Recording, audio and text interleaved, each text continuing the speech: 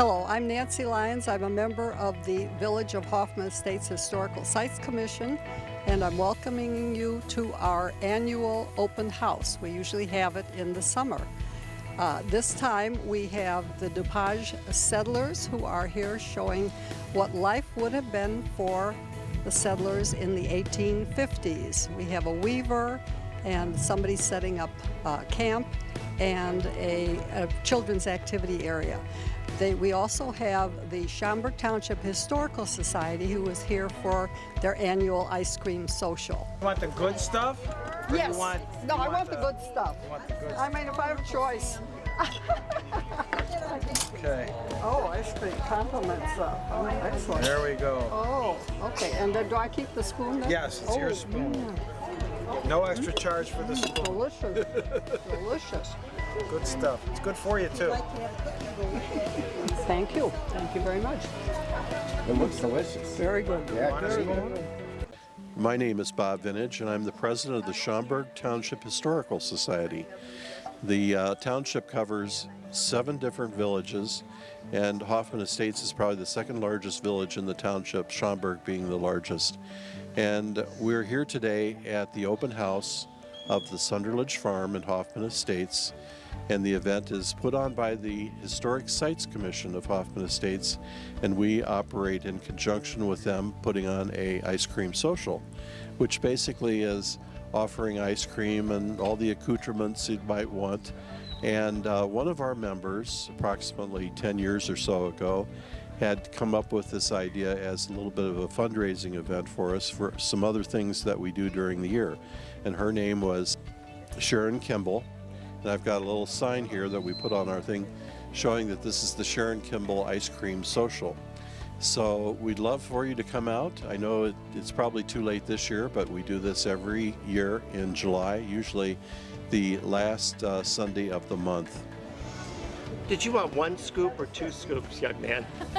Because we at the Schaumburg Township Historical Society always are here to please all of the residents of our township. And on a beautiful day here in Hoffman Estates, taking back our time in history. But what is your name, young man? Rick. Rick. One Rick. scoop would be ample. Thank you. 1 scoop for you. Yes, please. I'm going to give you a little bit more because around here we always say a little bit more always is the best. And you can help yourself with anything that you like. Thank you. And you could always go to our website, which is www.s-t-s.org.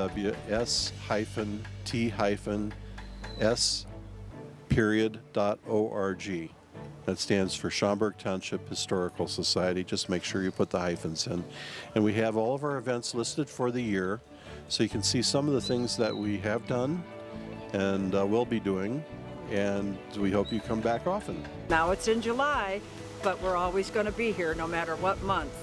Today we have the Dupage settlers of early settlers and the way they lived.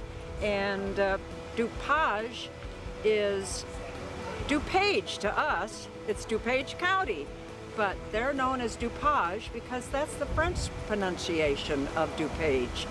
These people go all over and do just beautiful events for all kinds of institutions.